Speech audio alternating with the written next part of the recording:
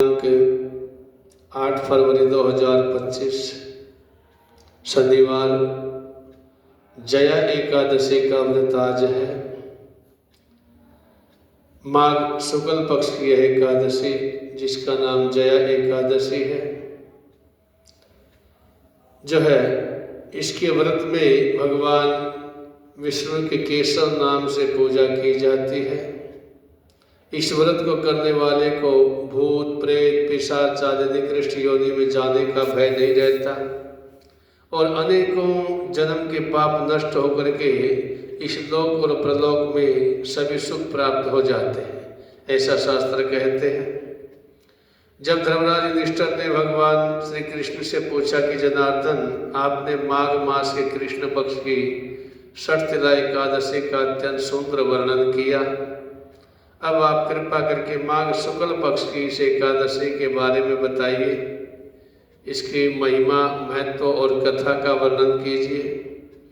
भगवान कहने लगे, हे पांडु पुत्र, हे धर्मराज युधिष्ठिर, जैसा कि मैं पहले ही बता चुका हूँ, इस एकादशी का नाम जया एकादशी है।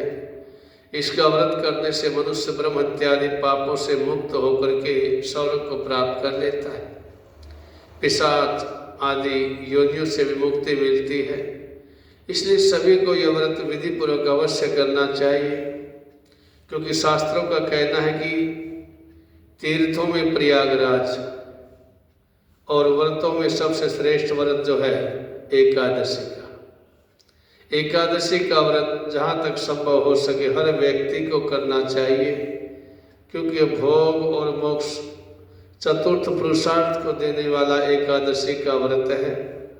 सबसे श्रेष्ठ व्रत इसे कहा गया है, इसलिए संभव हो तो अवश्य इसका पालन करना चाहिए।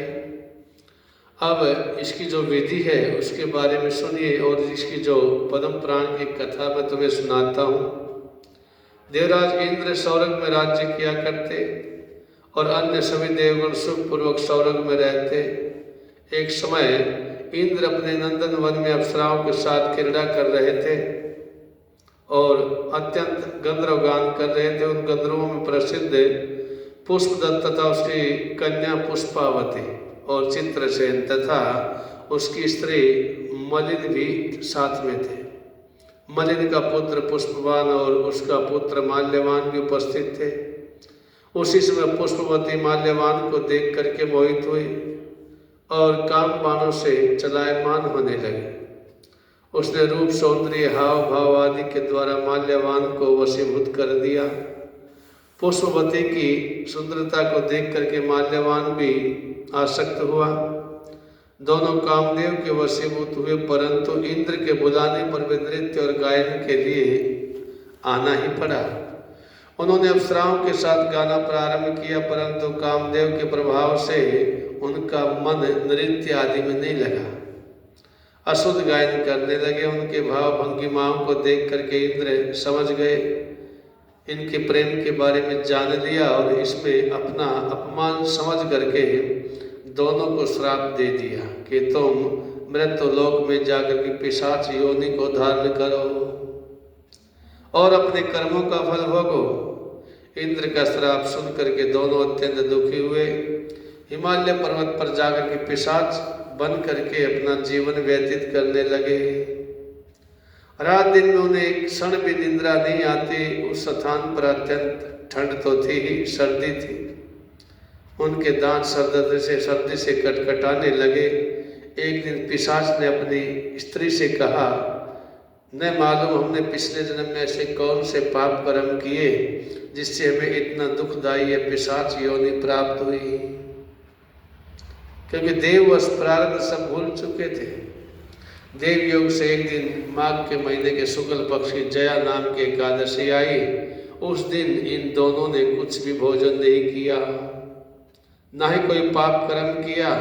दोनों अत्यंत दुखी मन से पीपल के वृक्ष के नीचे बैठ गए। जब सूर्य नारायण अस्ताचल को अस्त हो गए तब रात्रि भर इन दोनों को सर्दी के कारण नींद भी नहीं आई। दूसरे दिन प्रातः काल होते इस व्रत और रात्रि जागरण के प्रभाव से इनका पिशाच की जो योनि थी, जो शरीर था, वो छूट गया और अत्यंत सुंदर वस्त्रों आभूषण आदि से अलंकृत होकर के दोनों ने स्वर्ग लोक की ओर प्रस्थान किया। उस समय आकाश में देवगण गंधर्व उनकी स्तुति तथा पुष्प वर्षा करने लगे। स्वर्ग में जाकर के दोनों ने देवराज इंद्र को प्रणाम किया। इंद्र ने इनको उनके प्रथम रूप में देख करके अत्यंत चकित होकर के पूछा कि तुमने अपनी पिशाच योनि से किस प्रकार मुक्ति पाई, बताओ। यह सुन करके माल्यवान कहने लगा, हे देवेंद्र, भगवान विष्णु की कृपा और जया एकादशी के व्रत के प्रभाव से हमारी पिशाच योनि छूट गई। तब इंद्र कहने लगे, माल्यवान, भगवान की कृपा और एकादशी के व्रत करने से केवल तुम्हारी पिशाच योनि छूट गई है, वरन हम लोगों के भी वंदनीय हो गए हो। भगवान विष्णु और शिव के भक्त हम लोगों के लिए वंदनीय हैं, आदरणीय हैं, अतः आप तो धन्य हैं। अब आप पुष्पावती के साथ जाकर के विहार करो।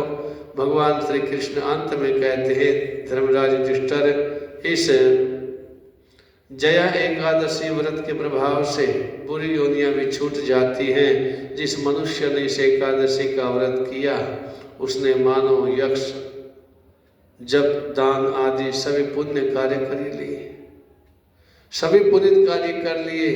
जो मनुष्य जया एकादशी का व्रत करता है वो अवश्य ही 1000 वर्ष तक स्वर्ग में निवास करता है। बोलिए श्री वांके बिहारी लाल की जय।